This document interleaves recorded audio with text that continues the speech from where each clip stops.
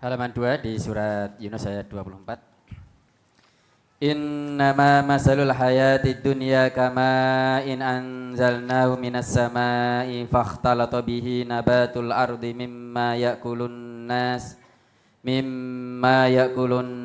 wal an'amu hatta idza akhadhatil ardu zukhrufaha wa zayyanat wa dhanna ahluha annahum qadirun 'alaiha ataha amruna lailan aw naharan faj'alnaha hasidan ka'allam taghna bil ams kadzalika nufassilul ayati liqaumin yatafakkarun. Sesungguhnya perumpamaan kehidupan dunia itu adalah seperti air hujan yang kami turunkan dari langit. Lalu tumbuhlah dengan suburnya karena air itu tanaman bumi. Di antaranya ada yang dimakan manusia dan binatang ternak. Hingga apabila bumi itu telah sempurna keindahannya dan memakai pula perhiasannya dan pemilik-pemiliknya mengira bahwa mereka pasti menguasainya, tiba-tiba datanglah kepadanya azab kami di waktu malam atau siang. Lalu kami jadikan tanaman-tanamannya laksana tanaman-tanaman yang sudah disabit, seakan-akan belum pernah tumbuh kemarin. Demikianlah kami menjelaskan tanda-tanda kekuasaan kami kepada orang-orang yang berpikir. Mohon penjelasannya, Ustaz. Sudah jelas itu, Pak? Jadi Allah membuat perumpamaan kehidupan dunia ini hanya seperti air hujan. Gambarkan kesenangan hidup di dunia ini seperti air hujan yang turun dari langit. Seperti ayat yang pertama tadi dah, yang halaman pertama, i'lamu annamal hayatud dunya la'ibun walahwun. Tahuilah bahwa kehidupan dunia itu seperti ya permainan, lahwun walahwun, senda gurau saja. Wazinatun wa tawakhurun bainakum wa takatsurun fil amwal wal aulad kamasali goisin, seperti hujan, ajabal kufaro nabatuhu, hujan yang turun kemudian mengagumkan para petani tanaman-tanaman tadi. Tadinya lihat hampir mati tanaman tadi karena kering, turun hujan, akhirnya tumbuh tanaman itu menghijau. Para petani melihat senang, tanamannya menghijau senang. Ya, seolah ada harapan panen. Kemudian setelah tanaman tadi menghijau, tidak lama kemudian, loh warnanya kok jadi kuning, akhirnya menjadi kering, hancur. Ya, summa yakunu hutama, hancurlah. Jadi diharapkan panennya, ternyata tahu-tahu diserang hama, apa wereng, apa walang, hancur ora sida panen. Itu kesenangan dunia. Maksudnya kesenangan hidup dunia tidak bisa diharapkan kelangsungannya. Seperti pada ayat ini, seperti air hujan juga turun di bumi. Ada yang turun di bumi itu menumbuhkan tanaman, buah-buahan. Ada yang tanaman setelah turun hujan tumbuh tadi, ada yang dimakan manusia buahnya, ada pula yang dimakan binatang. Akhirnya hari turun hujan tadi ya tumbuh berbagai macam tanaman. Ada tanaman yang untuk rezeki bagi manusia dan ada tanaman yang tumbuh tadi untuk binatang. Suket-suket, rumput-rumput itu kan jadi makanan binatang. Tapi padi dan sebagainya yang dari makanan manusia disebabkan turun hujan tadi. Datanglah rezeki untuk manusia dan untuk binatang. Diterangkan tak? Nah, setelah diterangkan di situ, setelah sempurna, ya sempurna kesenangannya, kesuburan tanaman itu, sehingga wadona ahluha annahum qadiruna, sehingga para petani tadi mengira, wah bakal panen tenan ini. Dan sempurna, tanaman menghijau sudah menguning, apalagi kalau padi, harapan penuh seolah-olah petani tadi akan memetik hasilnya, akan panen. Jelas ini. Nah, kemarin ketika kering, wah bakal enggak panen. Nah, setelah turun hujan, tanamannya disubur, hidupnya menyenangkan, wah ini harapan panen. Wes tinggal mengharap. Ternyata apa yang diharapkan itu ya meleset dari harapannya. Disitulah setelah mengharapkan ingin bisa menguasai para pemiliknya tadi, ataha amruna lailan aw naharon, datang kepada tanaman tadi adab dari Allah waktu malam atau waktu siang, ya, faja'alnaha hasidan, maka menjadilah tanaman itu bersih, seolah-olah sudah disabit, entek wis ndak ada. Kemarin tinggal memetik, tahu-tahu kok habis semua, kaya seperti sudah dicabit, dibabati gitu, ora panen tinggalnya. Ya. Pernah terjadi cerita ketika tsunami. Ada orang kan dari kita tsunami kan MTA ke sana, kirim satgas tuh. Akhirnya membawa orang dari sana. Ya, mungkin hari ini juga ikut mendengarkan radio. Beliau cerita, salah seorang dianya, pagi-pagi itu ke sawah, sawahnya sudah menguning, sudah tinggal panen. Dah dia panenan itu, tidak lama kemudian melihatnya kok tampak gunung, sebelahnya kan ada gunung, tampak bergerak gitu, itu sudah bingung.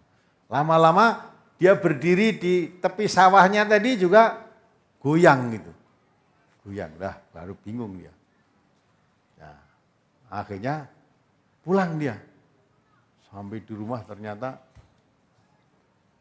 rumahnya sudah berantakan, alat-alatnya lemari, alat bola pecah itu sudah ambruk semuanya pecah. Udah. Tidak lama kemudian datang air. Sawah yang tinggal diharapkan panen tadi sudah tidak keruan, sudah habis sudah. Malah tidak hanya sawahnya, banyak orangnya juga yang habis, hanyut. Jadilah Allah memberikan tanda-tanda kekuasaan Allah. Semua kesenangan dunia yang tampaknya tadi akan menggembirakan, ternyata habis, tidak bisa dinikmati. Maka Allah telah mengatakan, wa mal hayatud dunya illa mata'ul ghurur. Ketahuilah bahwa kesenangan apapun wujudnya di dunia ini, itu kesenangan yang menipu. Tidak bisa kamu nikmati. Kesenangan itu selama itu tertipu kamu. Maka orang muslim, orang mukmin la yaghurrannaka taqallubul ladzina kafaru fil bilad mata'un qalil summa ma'wahum jahannam. Ya, hai orang-orang yang beriman, jangan kamu terperdaya, tertarik dengan gebiarnya keindahan dunia ini. Tertarik geraknya orang kafir, maka faruh fil bilad, di dalam negeri. Orang kafir itu tidak kenal halal, tidak kenal haram. Ya, hidupnya untuk berfoya-foya, bersenang-senang saja menikmati dunia ini. Orang mukmin jangan tertarik, terperdaya seperti itu. Ketahuilah bahwa mata qalil. Orang kafir bisa menikmati kesenangan-kesenangan dunia ini, itu kesenangan yang sedikit. Summa ma'wahum jahannam. Setelah dia bisa menikmati kesenangan yang sedikit di dunia ini, akan dilemparkan oleh Allah nanti ke jahanam. Maka orang mukmin jangan terperdaya dengan kesenangan orang kafir bergerak di dunia ini. Puya-puya, senang-senang, kesana seolah tidak kenal halal haram, karena memang tidak kenal orang kafir. Nah, katakan oleh Allah, kesenangan itu hanya kesenangan yang menipu. Orang mukmin jangan cari kesenangan hidup di dunia ini. Tetapi apa? Wabtaghi fima atakallah darul akhirah. Carilah kesenangan hidup itu di kampung akhirat nanti. Jadi kalau orang mukmin cari kesenangan hidup itu di akhirat. Lah kok tidak butuh dunia? Wala tansa nasibaka minad dunia. Adapun duniamu jangan kamu lupakan. Kamu butuh makan, maka perlu kerja.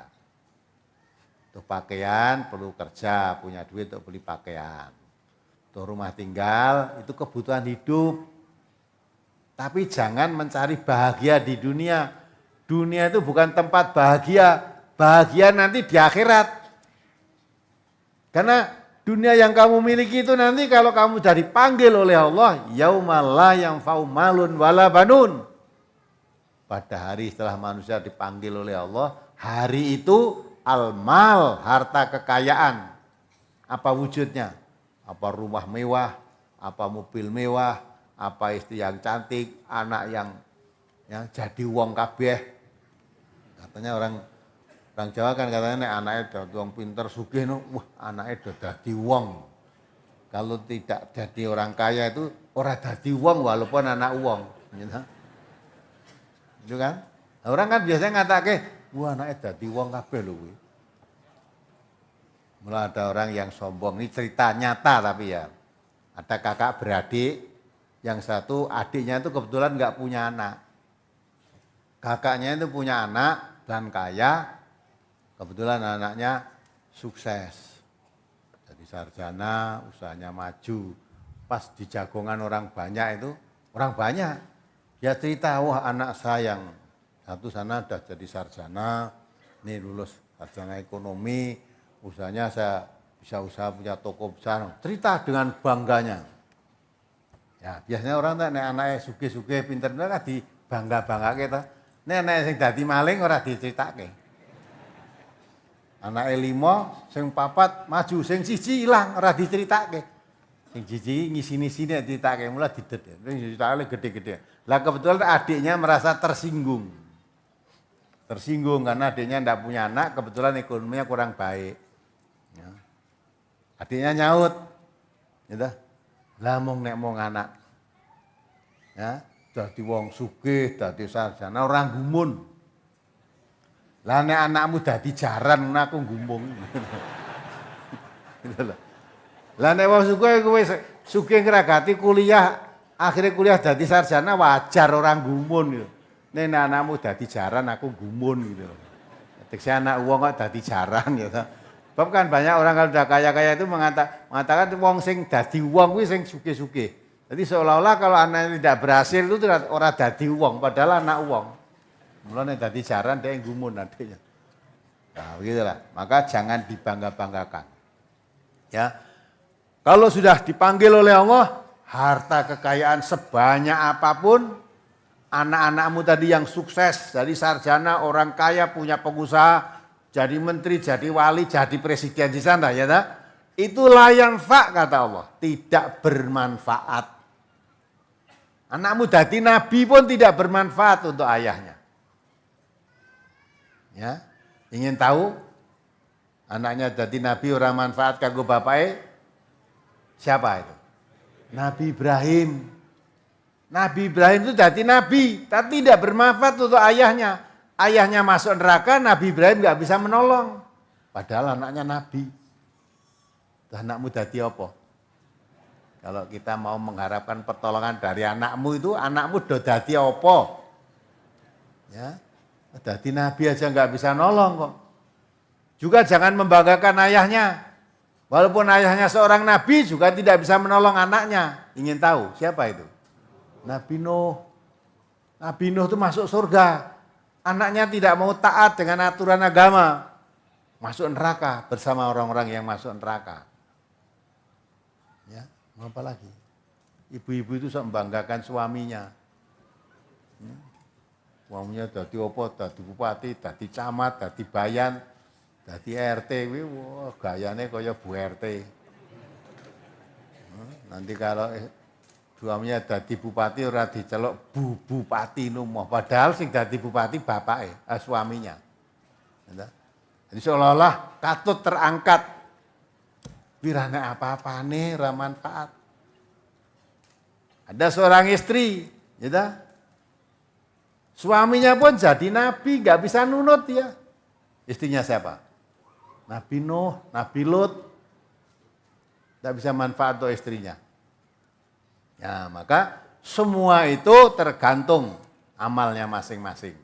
Maka harta, pangkat, jabatan, kekayaan, anak, cucu, buyut, sak piturute itu la yanfa, tidak bermanfaat. illa man atallah biqalbin salim. Kecuali orang yang datang kepada Allah dengan qalbin salim, hati yang selamat. Hati yang tunduk patuh kepada Allah. Selamat dari kesyirikan. Ya, hati yang tidak bercampur akidahnya dengan kemusyrikan. Hati yang tidak meyakini ibadahnya tidak bercampur dengan ibadah bid'ah itu. Itu semua nggak ada manfaatnya. Nggak ada manfaatnya. Maka semua itu hanya tergantung pada apa yang dibawa oleh dirinya sendiri ketika menghadap Allah. Hartamu ditinggal, anak istrimu tinggal, yang dibawa itu apa? Amal. Maka Nabi kita mengatakan orang mati ditemani 3 hal. Yang 2 kembali, yang 1 terus. Yang kembali itu apa? Ahluhu wa maluhu. Ahli warisnya dan harta kekayaannya balik.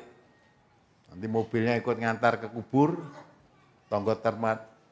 tetangganya ikut ngantar ke kubur, anak cucunya ikut ngantar ke kubur, sampai di situ ya bapaknya diidak-idak dirugi, tanah kabeh balik. Tidak ada yang mau nunggui. Ya tak? Akhirnya yang ngantarkan sampai ketemu Allah siapa? Amalnya. Yang terus hanya amal perbuatannya. Nah, itu amal perbuatan itu yang menentukan. Faman zuhziha 'anil nar wa udkhilal jannata faqad faz. Siapa yang ditemani amal tadi, kalau amalnya bisa membawa dirinya ke surga, bisa menjauhkan dirinya dari neraka, itu yang beruntung. Dan kekayaannya tadi, wa mal hayatud dunya illa mata'ul ghurur, kesenangan dunia tadi semua kesenangan yang menipu.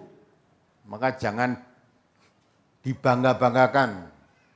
Ya, kalau hanya masalah kesenangan atau kekayaan di dunia, ketinggian pangkatmu di dunia, ya, kamu dihormati orang-orang sedunia, jangan dibangga-banggakan. Belum tentu orang yang dimuliakan oleh manusia di dunia itu orang mulia di sisi Allah. Yang mulia di sisi Allah bukan orang kaya, bukan orang yang mempunyai jabatan tinggi, tapi inna akramakum indallahi atqakum. Yang dimuliakan oleh di sisi Allah nanti orang yang bertakwa. Bertakwa. Sekalipun kamu di dunianya tidak termasuk orang yang terkenal, di dunianya mungkin kamu termasuk orang yang melarat, tidak terpandang, suaramu pun tidak didengar oleh kebanyakan orang karena kemelaratanmu. Tapi kamu orang bertakwa, nanti ditinggikan derajatmu di sisi Allah. Nah, ini yang perlu kita kaji. Maka cari bahagia hidup di akhirat itu maksudnya jadikanlah dirimu ketika hidup di dunia ini menjadi orang yang bertakwa. Itu yang menjadi modal kebahagiaan yang sesungguhnya. Kalau hanya yang diperbanyak harta, jadi nanti jadi malapetaka. Bukan berarti harta tidak penting, maka harta jangan dilupakan, tapi jangan jadi tujuan. Karena Allah mengatakan bukan hartamu dan bukan anakmu yang mendekatkan kamu kepada Allah nanti. Coba dibaca surat Al-Sabah itu, ayat 36 atau ayat berapa itu. Surat As-Sabah, surat ke-34 ayat 37. Wa ma amwalukum wala auladukum billati tuqarribukum indana zulfa illa man amana wa amila sholiha fa ulaika lahum jazaa'ud dhi'fi bima amilu wa hum fil ghurufati aminun. Dan sekali-kali bukanlah harta dan bukan pula anak-anak kamu yang mendekatkan kamu kepada kami sedikitpun. Tetapi orang-orang yang beriman dan mengerjakan amal-amal soleh, mereka itulah yang memperoleh balasan yang berlipat ganda disebabkan apa yang telah mereka kerjakan. Ya kan? Bukan hartamu dan bukan anak-anakmu yang menyelamatkan kamu nanti. Tapi yang menyelamatkan kamu adalah imanmu dan amal solehmu. Itu yang menyelamatkan kamu. Nanti akan ditempatkan oleh Allah di tempat-tempat yang tinggi, yaitu di surga nanti. Maka cari kebahagiaan hidup di akhirat, yaitu di surganya Allah nanti, dengan amal kebaikan. Jangan membanggakan hartamu, jangan membanggakan anakmu, itu tidak ada gunanya apa-apa nanti di hadapan Allah. Kalau di dunia ini memang, ya toh? Maka kalau tadi ada suami kepingin tambah anak tadi, ya kalau cita-citanya untuk menghantarkan, untuk menghadap kepada Allah nanti sebagai penerus dakwah, penerus perjuangan, menyampaikan dakwah Islam ini kepada umat manusia, itu bagus. Ya. Tapi coba nek duwe anak tujuannya nek aku kalau besok saya sudah tua melu anake. Seolah-olah kalau tidak punya anak nanti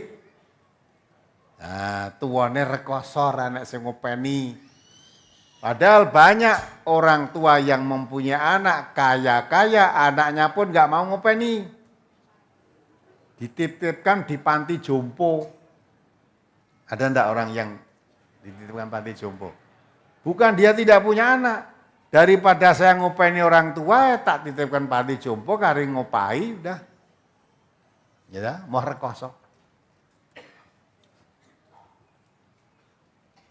Sampai kalau anak wong tuane sudah jompo, nggak bisa apa-apa, kok orang mati-mati, anyel anaknya. Ya kan? Maka kalian cerita pada tetangganya, bapakmu kok wis suwe ra keton? Wah sakit dah, gak lama di rumah. Kok ndak diobatkan? Wah sudah tua aja kok. Jadi kes tua itu ra perlu diobatkan. Nanti kalau diobatkan sembuh uripe sesuai. Berarti kan kepengin rekas mati toh. Nah, maka Nabi ketika ditanya oleh salah seorang sahabat, ya Rasulullah, bagaimana saya membalas kebaikan orang tua? Kalau saya punya orang tua, kemana-mana saya gendong. Saya layani tidak pernah dengan muka masam. Saya bekerja semua hasil saya berikan pada orang tua. Saya tidak mengambil sebelum diambil oleh orang tua saya. Apapun keinginannya saya turuti. Apakah saya sudah termasuk membalas kebaikan orang tua ya Rasulullah? Jawab Nabi apa? Belum, walaupun satu tarian napas panjangnya. Jadi sak dawane ambekane urung, belum membalas. Apa? Karena kamu menggendong orang tuamu dengan harapan orang tuamu lekas mati. Kalau dulu orang tua menggendong kamu ke sana kemari dengan harapan kamu panjang umur. Jadi podo-podo gendong. Kalau orang tua gendong anak itu supaya anaknya panjang umur, tidak sakit, sejahtera dan sebagainya. Tapi kalau anak gendong orang tua, alah paling aku pirang dino. Nah, wong bapak gue ora iso apa-apa, paling gendong rekoso paling pirang dino. Nanti kok sebulan dong mati, 2 bulan dong mati. Lah kok suwe men iki? Nah, maka dicepet ke. Celok ke ustaz we kon macake Yasin gendang mati. Nah, itu dah. Ya itulah, maka belum bisa membalas. Apa yang diharapkan apa? Nah, oleh sebab itulah, maka jangan kita punya anak tujuannya untuk nanti jadi ketergantungan pada anaknya. Tidak, ketergantungan tetap kepada Allah. Kalau orang tua ketergantungan pada anaknya, nanti tidak berani menegur. Walaupun anaknya berbuat salah, berbuat keliru, orang tua tidak berani negur. Wong dia merasa hidupnya yang jamin anaknya. Beri makan, diberi minum, Pak. Wah nanti kalau saya tegur marah, terus yang makani saya siapa? Nah, lupa toh, yang memberi rezeki kita itu siapa? Allah, nahnu narzukukum wa iyyahum. Allah yang memberi rezeki kamu dan yang memberi rezeki anak-anakmu. Maka jangan khawatir kalau punya anak banyak nanti, 2 cukup. Nanti anaknya 5 atau 4 atau nanti tidak iso ngopeni. Nanti tidak punya, tidak arti pakani apa. Sering tuh kadang kalau wong anak akeh arti pakani apa, kadang gitu ta. Lah kok bingung lah karek sing mbok pangani apa. Ya ta? Nek pakanamu sego ya anakmu pakani sego. Nek pakananmu suket anakmu ya pakanan suket kan. Lho kok dipakani apa. Dan yang memberi rezeki itu bukan kamu, maka Allah mengatakan nahnu narzukukum wa iyyahum. Jangan takut kalau kamu punya anak nanti tidak bisa memberi makan. Aku yang memberi makan kamu, orang tua tadi. Dan yang memberikan anak-anakmu. Ya, maka tawakal ala Allah. Orang tua-tua dhisik walau kita karo kancane anake akeh putune wah seneng. Ya ta? Anakmu pira, Mbah? Anakku 9. Putuku 13. Buyutku 15. Seneng ta? Saiki arep cita anake 5 ngene wis isin. Wah kok reden men kowe. Anak lah berapa? 2 cukup. Nah. Maka yang punya anak-anak 2 cukup ya enggak apa-apa, sudah cukupkan 2. Tapi yang masih kepengen punya anak jangan dilarang. Jangan khawatir nanti rezeki yang memberi Allah. Ya, saya tidak ngajani suamimu suruh nikah lagi loh ya. Nah, lah nek wis ora gelem punya anak sedang suaminya kepengen punya anak terus kon karo sapa? Maka nikah lagi, halal punya anak lagi. Punya anak itu 11. Lanang kabeh nanti buka tim kesebelasan. Masa tim kesebelasan Indonesia 200 juta lebih golek wong 11 kok kalah terus. Ora tau menang. Gawe kesebelasan dari anak sendiri. Nah, gitu kan? Belasan untuk dakwah gitu lah, bukan untuk dakwah. Wah, anak saya di sana, anak saya dah buka pengajian, anak saya buka pengajian, saya buka pengajian. Wah, alhamdulillah bapak ini kira pengajiannya, biar wah seneng toh, lega. Wah, anak ning kono tokone gede, cik salat ta? Wah, salate saiki repot banget anakku lali apa ora kober. Ngurusi gaweane lengganane wah ndak pernah sehingga nganti salat ora kober. Dia anak ora salat ora kober kok bangga. Mati luwih becik timbang kowe ning urip. Ya. Jadi hidup tidak mau salat itu lebih baik mati daripada kamu hidup menambah-nambah dosa. Semati ya wes. Umur panjang kata Allah ya, orang itu diberi umur panjang tidak akan tambah baik tapi akan menambah dosa. Buat apa urip mau nambah dosa? Nah, kalau pandangannya kan lain kan.